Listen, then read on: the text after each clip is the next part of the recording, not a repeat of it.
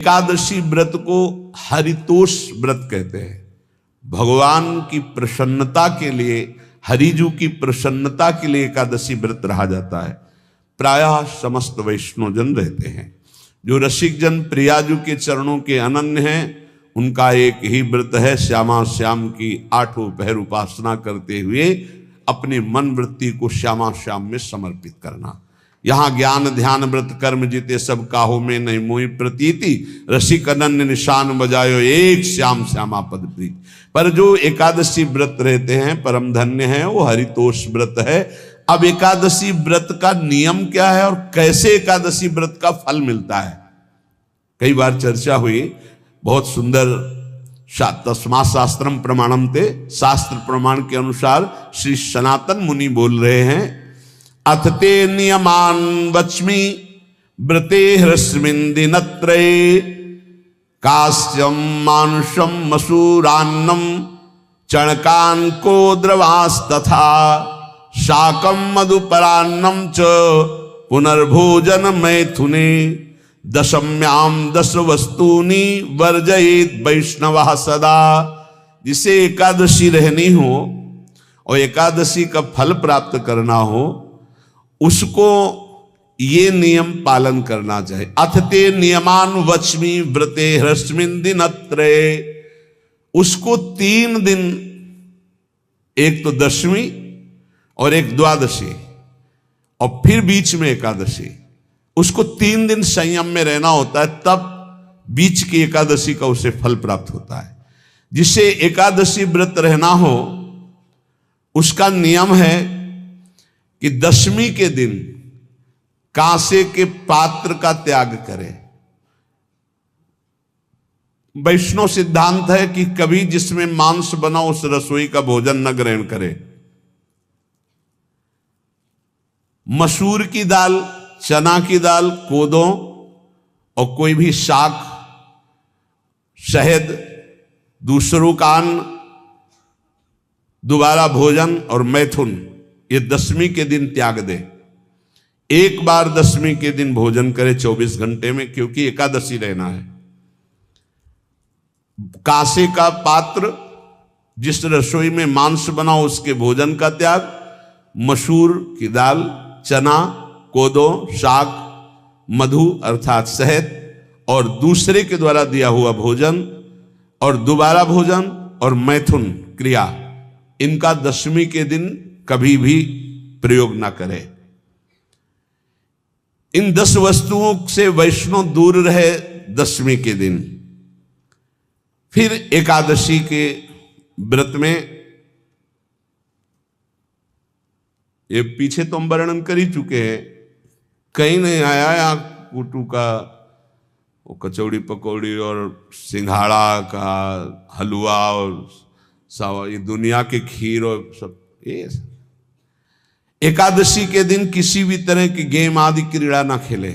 जैसे अब आज व्रत है तो बैठे हैं अपना मोबाइल में गेम खेल रहे हैं, ऐसा कोई भी क्रीड़ा नहीं। द्वैत क्रीड़ा, किसी भी तरह का गेम, ये सब खेल नहीं। द्वैत क्रीड़ाम च निद्राम च तांबूलम दंत धावनम, परापवादम पैशून्यम स्तेयम हिंसाम तथा रतिम, कोपम हृत वाक्यम च एकादश्याम विवर्जयेत। एकादशी के दिन उपासक को चाहिए कि वो किसी भी तरह की क्रीड़ा, मनोरंजन बिल्कुल नहीं। चनिद्राम, नींद नहीं लेनी उसको, न दिन में न रात में, एकादशी व्रत। और प्रायः पुराने महापुरुषों ने ऐसा किया है। रामदास जी डाकोर के रात में जाते थे, रणछोड़ भगवान के यहाँ कीर्तन करते थे जाकर, तभी तो भगवान उनके कीर्तन पर, उनकी भक्ति पर रीझ कर गाड़ी में बैठकर उनके साथ आए थे। पूरी रात जगकर कीर्तन करना, और दिन में तो सोना ही निषेध है। द्वैत क्रीड़ाम च निद्राम च तांबूलम, पान खाना निषेध है एकादशी को, बिल्कुल नहीं, जो व्रत रह रहे हैं। और दंत धावनम, वृक्ष से तोड़कर जो दतून की जाती एकादशी के दिन है। परापवादम, दूसरे की निंदा करना, चर्चा करना नहीं, अर्थात अधिकतर मौन व्रत धारण करे एकादशी के दिन। पैशून्यम, चुगली करना। स्तेयम, कोई चोरी करना। हिंसाम, वाणी से, शरीर से, मन से किसी को दुख पहुंचाना। रतिम, अर्थात भोग करना, मैथुन करना। कोपम, किसी के ऊपर गुस्सा करना। अनत वाक्यम, झूठ बोलना। एकादश्याम विवर्जयेत, एकादशी के दिन ये नहीं करना चाहिए। एकादशी को एक बार कुछ फलाहार शुद्ध, अगर आपके पास कोई व्यवस्था नहीं तो थोड़ा दूध है, जल है, ऐसे आप लेकर, या थोड़ा सा फल ले लिया, थोड़ा सा फल लेकर के प्राण पोषण, एक दिन में मर नहीं जाओगे। कितने तो निर्जला एकादशी रहते हैं, हर एकादशी निर्जला। पूज्य श्री मथुरा दास जी निर्जला ही रहते थे हर एकादशी। चलो भैया, आपकी सामर्थ्य नहीं तो जल 2-4 बार ले लो, एक बार थोड़ा सा दूध और फल ले लो, चल जाएगा काम, प्राणों का पोषण हो जाएगा। ये आचरण न करे और एक बार कुछ आहार ले ले, वो भी शुद्ध भगवद अर्पित प्रसाद। फिर द्वादशी को काश्यम, मांसम, सुराम, छौद्रम, तैलम, वितथ भाषणम, व्यायामम च प्रवासम च पुनर्भोजन मैथुने, अस्पृश्य स्पर्श मासूरे, द्वादश्याम द्वादश त्यजेत। काश के पात्र में द्वादशी को भी भोजन न पावे। जिस रसोई में मांस बनाओ उसमें आहार न ले। किसी भी तरह का नशा द्वादशी को न करे। शहद न पाए, तेल के बने पदार्थ न पाए, मिथ्या भाषण न करे और बहुत शरीर का व्यायाम न करे, बहुत थकावट वाले कार्य न करे। दोबारा भोजन न करे, एक बार द्वादशी को भी भोजन पवित्र। मैथुन न करे, जिसका स्पर्श नहीं किया जाता ऐसे पदार्थों का स्पर्श न करे, और मसूर की दाल न खाए। द्वादशी को जो इन नियमों का पालन करता है, दशमी द्वादशी ऐसे और एकादशी ऐसे, तब उसे एकादशी व्रत का फल प्राप्त होता है। जो इस पद्धति से एकादशी, ये जो मनमानी है सब नहीं, हर पदार्थ मिल जाएगा आपको फलाहार में। हर पदार्थ हमको बताया गया कि आपको जो चाहो वो सब पदार्थ फलाहार का। अरे भाई, हरितोष व्रत है तो हरि प्रसन्नता के लिए एक दिन भूखे रहने बहुत आनंद आता है। पहले भगवत कृपा से ऐसी गंगा जल पी करके कुछ दिन, फिर कभी कभी निर्जला एकादशी का भी आनंद। बड़े संन्यास मार्ग में थे तो बड़े संयम से सब शास्त्रीय पद्धतियों का निर्वाह होता था।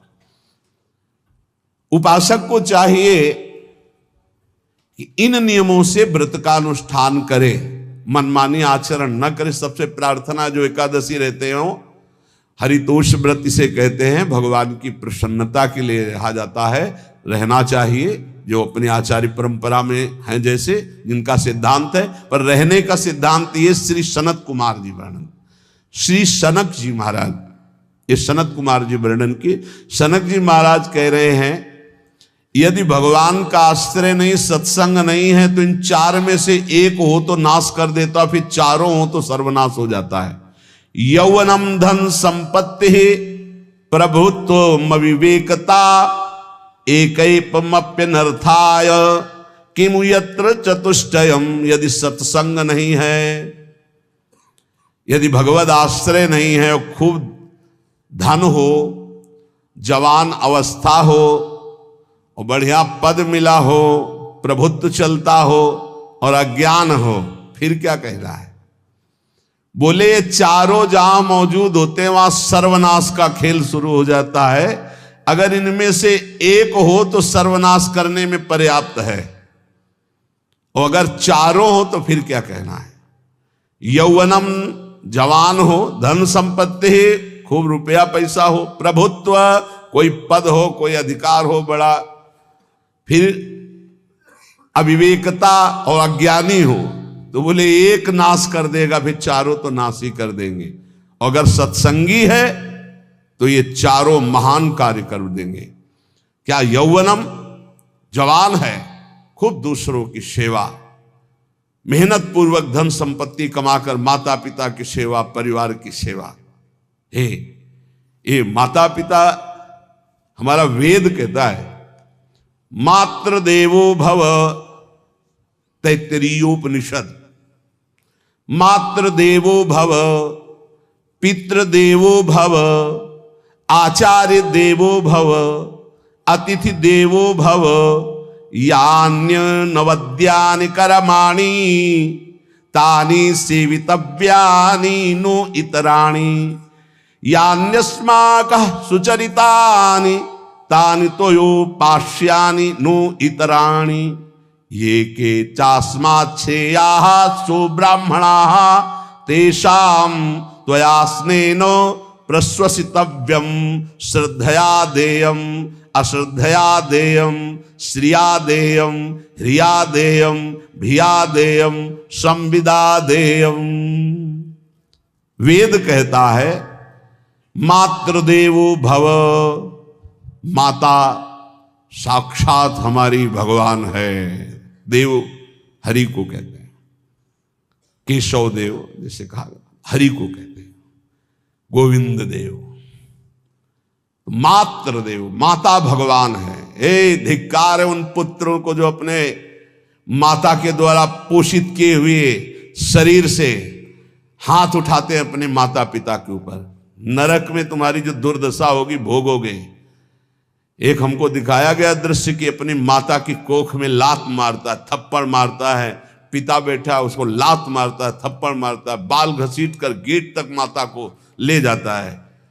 अब इनकी जो दुर्दशा होगी ये बोल नहीं पाएंगे, बता नहीं पाएंगे। ऐसी जगह मारा जाता है कि बस तलकते रहो, कुछ कह नहीं सकते, घोर नरकों की प्राप्ति होती। वेद कहता, तैत्तिरीयोपनिषद, मातृ देवो भव, ध्यान से सुन लो, सत्संग है, ये माता साक्षात भगवान है।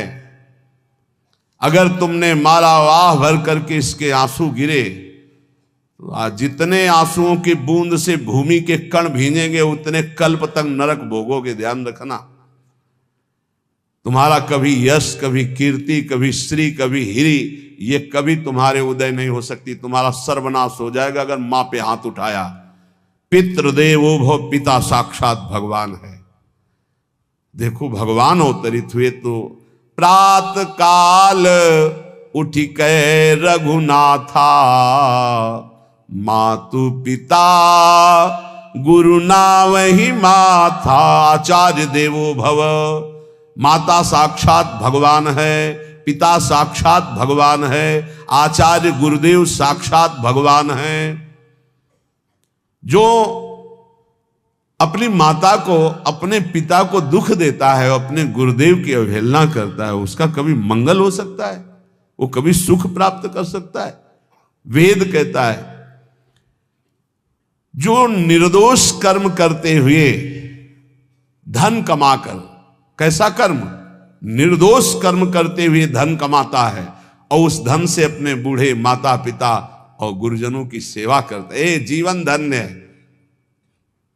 धिक्कार है उस पुत्र को, धिक्कार उस जवानी को, धिक्कार है उस धन को, धिक्कार उस बुद्धि को जिसको ये सब प्राप्त होने पर भी अपने बूढ़े माता पिता को दर दर के भटकने के लिए विवश कर देते हैं, जो अपने बूढ़े माता पिता को कष्ट देते हैं। जहां वेद कह रहा है मातृ देवो भव, पितृ देवो भव, आचार्य देवो भव, अतिथि देवो भव, चार बातें कही। अतिथि देवो भव, अगर बिना परिचय के कोई आ गया, कह रहा भूखा हूं, भोजन पवा दो, भगवान पधारे हैं, हम कह रहे मत अंदर आने दो, गेट के बाहर पवा दो, तुम्हारा संशय, पर उसे भूखा मत जाने दो। अतिथि देवो भव, जो निर्दोष कर्म करके अर्थ कमाकर अपने माता पिता गुरुजनों की सेवा करता है, उसी का जीवन धन है।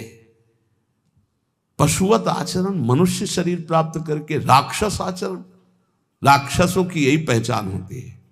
माँ नहीं मातु पिता नहीं देवा, साधुन ते करवा वही सेवा। तुम्हारे जो पुण्य है ना सब भस्म हो जाएंगे, आप खिलवाड़ मत समझो। वो विरक्त है, भले तुम्हें नौजवान दिखाई दे रहा है, वो शरणागत है। जो आचार्य ने मंत्र दिया वही गुरु परंपरा से चला रहा, वही मंत्र उसमें। आप उसको बोल रहे हमारे लिए कुर्सी डालो, पैंट शर्ट पहने हो कुर्सी डाल। हाँ, आप असमर्थ हो तो हाथ जोड़कर प्रार्थना कीजिए कि बैठने में हमारी टांग टूट गई है, हम बैठ नहीं पा रहे हैं, क्या व्यवस्था हो सकती है क्या? याचना इस कोटि की। आदेश, बाबा जरा कुर्सी लाना, बाबा तो कुर्सी रख देंगे, आप उनको तुम भिक्षुक समझते हो, सारे सुकृत तुम्हारे नष्ट हो जाएं। ये जो संतों के द्वारा दिए हुए आसन में ये अयोग्य पुरुष बैठ जाते हैं ना, इनके सारे सुकृत नष्ट हो जाते हैं। ये क्या समझते हैं? तुरंत आसन दिया जाता है किसी भी, आओ आसन को प्रणाम करके समेट कर रख दो अगर आसन में बैठने की योग्यता रही। आसन में बैठने की योग्यता उसकी मानी जाती है जो सामने बैठा है, उस स्थिति का हो या उससे श्रेष्ठ हो। बहुत होश में ये बातें सत्संग में ही मिलती है और अन्यत्र नहीं मिलती। आसन बिछाने का मतलब तुम कोई महान नहीं हो गए हो, अपने में दैन्यता नहीं तो वैष्णव किस बात के? आसन ग्रहण वैसे ही बिछा हुआ है, उसके ऊपर आसन लगा हुआ है गुरुजनों के लिए, श्रेष्ठ जनों के लिए। आप आसन में बैठने के अधिकारी हैं। सत्कर्म के द्वारा कमाए हुए धन से मात्र देवो भव पितृ, हम बार बार चिल्ला के कह रहे, क्योंकि कलयुगी इन पुत्रों को अब समझ में नहीं आ रहा। जो बोओगे वही काटोगे। अगर आप अपने पुत्रों को सत अध्यात्म की शिक्षा देंगे और स्वयं अध्यात्म से चलेंगे तो तुम्हारा बुढ़ापा ठीक से जाएगा नहीं। बुढ़ापा बहुत मुश्किल से कटता है, बहुत मुश्किल से। हाँ, हमें कई दृश्य देखने को मिलते हैं। बता रहे एक बार बिंदौर इधर है, इच्छावर फतेहपुर, वहां से भ्रमण करते यार, बड़े मकान से वयोवृद्ध भागते हुए आए और स्वामी जी बहुत कष्ट में हो। क्या कष्ट है आपको? आप तो महल से उतर रहे हैं, ये किसका है? बोले मेरा ही है। तुमका कष्ट क्या है? बोले 4 लड़का है, 4 बहू है, सब खाते पीते हैं, मैं बहुत कष्ट में हूँ, सब कोई अपमान करता है। तुमका निकलो फिर बाहर, बाबा जी बनो, भजन करो, भगवान के मार्ग का अनुसरण करो। चौथी अवस्था है। बोले ये तो नहीं हो सकता, रहूंगा तो यहीं कुछ ऐसा कर दो कि जिससे हमारे बच्चों की बुद्धि बदल जाए, जो हमको पीटते हैं, गाली देते हैं। हमको वो जादू तो हम जानते नहीं, और चल पड़े। और बड़ा अंदर से चिंतन हुआ कि जीव कितना आसक्त है उन्हीं पुत्र परिवार घर में। अब बुढ़ापे का समय है, चौथी अवस्था में अगर घर ही में रह के भजन करो तो झंझट नहीं होगी। जो मिले जैसे मिले जीवन यापन करो, भजन करो, लेकिन प्रभु से मतलब नहीं। तो जितने भी जवान भाई बहन सुन रहे हैं, आप अपने माता पिता को, यहां हमारा वेद कहता है मातृ देवो हो, माता भगवान है, पितृ देवो हो, पिता हमारा भगवान है। धर्म के द्वारा कमाए हुए धन से माता पिता की सेवा करो। दूसरे दोषयुक्त कर्मों का कभी आचरण मत करो। यन्नस्माकं सुचरितानि तानि तोयो पापाश्यानि नो इतराणि। सुंदर आचरण करो जो महापुरुषों के द्वारा विधान किए गए हैं, पाप आचरण कभी मत करो। हमारे आचरणों में से एक भी ऐसा आचरण नहीं होना चाहिए जो दूसरे को दुखी करके धन संपत्ति लेने वाला हो। वेद कहता है पापाचरण किया और आपको गड्डी पकड़ा दी, आप निर्दोष को दंड दे दिए और दोषी को धन के कारण मुक्त कर दिए। अब आपके परिवार में जो तांडव मचेगा वो झेल नहीं पाओगे, चाहे कोई भी हो। बहुत ध्यान से सुनना, है सत्संग है, ये शास्त्र है।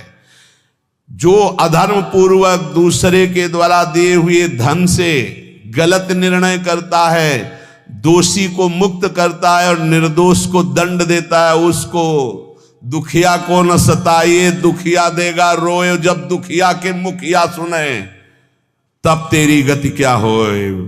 मर्सिडीज गाड़ी में भून जाओगे भुट्टे की तरह अंदर, कोई सांस लेने की जगह नहीं मिलेगी। कैसे? आगे से गाड़ी में किसी कारण आग लग गई, चलती गाड़ी में। अब आजकल सब रिमोट का सिस्टम होता है, वो तार जल गए जिनसे गेट खोला जाता है।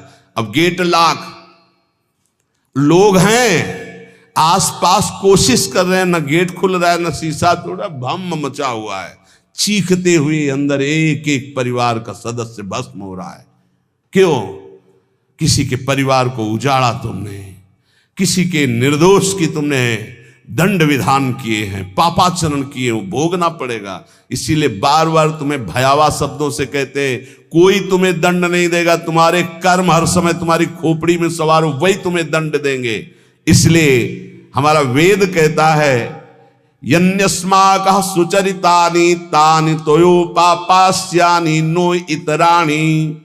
जिसमें महापुरुष विधान किए हैं कि ये आचरण करो वो सुकृत है, और जिसे मना करते ऐसे पापाचरण मत करो, कभी दूसरे का अहित मत करो। जो कोई भी हमसे श्रेष्ठ गुरुजन है उनका आदर करो, उनको आसन दो, उनको विविध पदार्थों से सुख पहुंचाओ, विश्राम कर लेने के बाद वार्ता करो। श्रद्धा पूर्वक माता पिता गुरुजन अतिथि इनकी सेवा करना परम धर्म है। अश्रद्धा पूर्वक इनको कभी मत बर्ताव करो। बोलना, भोजन, ले बूढ़े जनों को ऐसे देखा है, ऐसे बड़ा कर लो, तुम्हारी भी बुढ़ापा आएगी, पता नहीं आ पाएगी कि नहीं आ पाएगी। अगर आएगी तो बहुत बढ़िया आएगी, तुम्हें ऐसे सताएगी कि आप देख लेना। बहुत हमारा हृदय इस बात से पीड़ित हो जाता है कि मां के प्रति ऐसा बर्ताव, जिस मां ने इतना पिता की क्षमता से हजारों गुना बढ़कर माता का प्यार होता है। ऐसे माता को, ऐसे पिता को हमें तो लगता है रोज चरण धो के पीना चाहिए।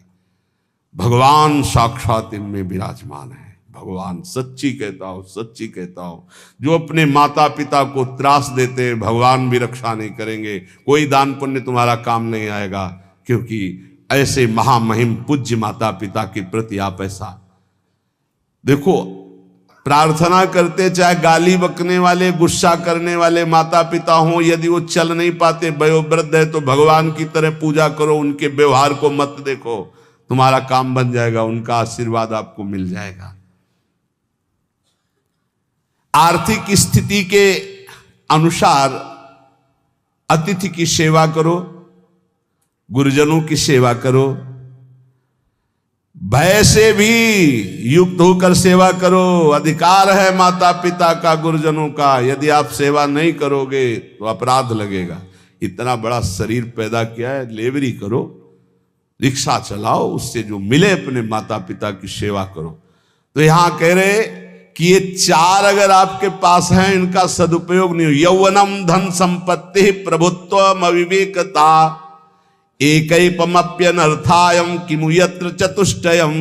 यदि धन है, जवानी है, आपका प्रभुत्व चलता है, बड़े पद में हो और अज्ञानी हो, एक तो सर्वनाश कर देता है, फिर चारों हो तो सर्वनाश पक्का। और यदि कहीं भगवान का आश्रय मिल जाए, संत जनों, तो ये परम मंगलदायक है। अविवेक विवेक में बदल जाता है। जो धन है, इसकी तीन गतियां बताई गई हैं। दान भोग विनाशश्च रायः स्युर्गतस्त्रिधा। तीन गति होती है, एक दान और एक स्वयं भोग करना, और अगर नहीं किया तो सर्वनाश, वो नाश को ही प्राप्त हो जाएगा। गांव के कंजूस जनों के धन दीवालों में निकलते हैं, मटकी में बंद बंद करके दीवाल में पैक कर दिया और मर गए। अब दीवाल में नहीं, अब लॉकर में है, बैंक में है। कितने हैं? बोले इतने करोड़। कभी ना तो धर्म किया ना दान किया, कंजूस रात दिन उन्हीं रुपए का चिंतन किए, मर गए। एक रुपए का भी कभी सतमार्ग में प्रयोग नहीं किया। कह रहे दान भोग विनाशश्च, तीन गतियां हैं। दान या स्वयं भोग कर लो और या विनाश हो जाएगा। तो शोधन धन्य प्रथम गति जाकी। वो धन धन्य है जिसकी प्रथम गति, प्रथम गति क्या? दूसरों को सुख पहुंचाने में लगा। अस्पताल में दे दिया, गरीब लोगों की औषधियों के, या भूखी गौओं के उदर पोषण में, या संत महात्माओं के निवास या वस्त्र या भोजन, ये सब उत्तम गतियां हैं। अगर ये नहीं किया तो चलो घर में ठाकुर जी विराजमान करो, स्वयं बढ़िया भोग लगाओ, पाओ, परिवार को सुखी रखो, इतने कर लो। वैसे सो धन धन्य प्रथम गति जाकी, प्रथम तो है दान, फिर दूसरा स्वयं चलो उपयोग कर लो धार्मिक धर्म पूर्वक अपने परिवार का। लेकिन अगर ऐसा नहीं किया तो तीसरी गति है नाश, वो तुम्हारे किसी काम में धन आने वाला नहीं है। जो न दान करता है ना भोगता है उसका नाश हो जाता है। अरे भाई, वृक्ष से ही शिक्षा लो, दूसरों के लिए ही होता है, तो तुम मनुष्य बनकर क्या दूसरों का परोपकार नहीं कर सकते? यदि तुम जवान हो, तुम्हारे पास धन है, प्रभुत्व है, विवेक है, तो तुम पूरे राष्ट्र की सेवा की भावना जागृत करो। समाज में ही भगवान विराजमान है। ये मानवा हरि कथा श्रवणास्त दोषा कृष्णांगी पद्म भजने रत चेतनाश्च ते वै पुनन्ति च जगन्ति शरीर संगात संभाषणादपि ततो हरिरेव पूज्यः। एक तो ये बताया, दूसरा बताया कि ये महाधन्याति धन्य होते हैं। एक तो होते जवान हैं, रुपया पैसा खूब कमा रहे हैं, बड़ा प्रभुत्व है, अविवेक है तो नाश कर देगा, और विवेक है तो इन्हीं का सदुपयोग हो जाएगा। एक है जो सबसे हटकर है, ये मानवा हरिकथा श्रवणास्त अधोषा, जो रात दिन नाम जप करते हैं, भगवान की चर्चा करते हैं और सुनते हैं, और अधोषा, वो सारे दोषों को अपने मिटा चुके हैं। कृष्णांगी पद्म भजने रत चेतनाश्च, निरंतर अपने चित्त को प्रभु के भजन में डुबोए हुए हैं, प्रभु के चरणों के ध्यान में अनुरक्त किए हुए। उनका क्या प्रभाव होता है? बोले तैवई पुनन्ति च जगतंति शरीर संगात। ऐसे महात्माओं का यदि शरीर है प्रगट में, तो उस शरीर से स्पर्श करके वायु जिस जिस को छूती है वो पाप रहित हो रहा है। जो उनके दर्शन करते हैं वो पाप, संत दरस जिमि पातक तरई, संतों के दर्शन मात्र से पाप नष्ट होते हैं, उनके शरीर के स्पर्श से पाप नष्ट होते हैं। संभाषणादपि ततो हरिरेव पूज्यः, यदि उनसे संभाषण करने को मिल जाए तो बोले वो इतना पवित्र हो जाता है कि भगवान उनमें वास करने लगते हैं। हरिदेव, हरि उसमें विराजमान है, हरि ही हैं, ऐसा वो पूज्य हो जाता है। यदि जो नाम जप कर रहे हैं, जिनका चित्त भगवान के चिंतन में है, जो कथा भगवान की चर्चा कर रहे हैं, जो भगवान की चर्चा सुन रहे हैं, अदोषाः, जो समस्त दोषों पर विजय प्राप्त कर चुके हैं, ऐसे मानवाः पुनन्ति च जगतंति, वो पूरे जगत को पावन करने की सामर्थ्य रखते। सातरते सातरते सा लोकांतारयति मम भक्ति युक्तो भोनम पुनातु, वो लोक के लोक पावन कर देते। कैसे? उनके शरीर से स्पर्श की हुई वायु दूसरों के पापों का नष्ट, उनका दर्शन दूसरों के पापों का नाश, उनका संभाषण दूसरों के पापों का नाश। यदि संत संग मिल गया तो निश्चित हरिदेव ही, वो भगवान से ही मिल रहा है, क्योंकि वहां भगवान जागृत है सबके हृदय में, पर भगवान शयन कर रहे हैं, माया का पर्दा लगाए। संत के हृदय में भगवान पर्दा रहित होकर जागृत हो चुके हैं, तो उनके दर्शन से, संभाषण से, स्पर्श से निश्चित परम कल्याण इस जगत का होता है। कौन भगवान? भगवान किसे कहते हैं? तो बोले सनंदन मुनि बोल रहे हैं। सनातन जी की सुना एकादशी व्रत पर बोले, और अभी तक सनक जी बोल रहे। अब सनंदन जी कह रहे ऐश्वर्य समग्रस्य धर्मस्य यशसः श्रियः ज्ञान वैराग्ययोश्चैव शरणां भग इतीर्णा। संपूर्ण ऐश्वर्य, संपूर्ण धर्म, संपूर्ण यश, संपूर्ण श्री, संपूर्ण ज्ञान, संपूर्ण वैराग्य, ये 6 जहां विराजमान हैं भग, उन्हें भगवान कहते हैं। ये पूर्ण रूप से भगवान में ही विराजमान है।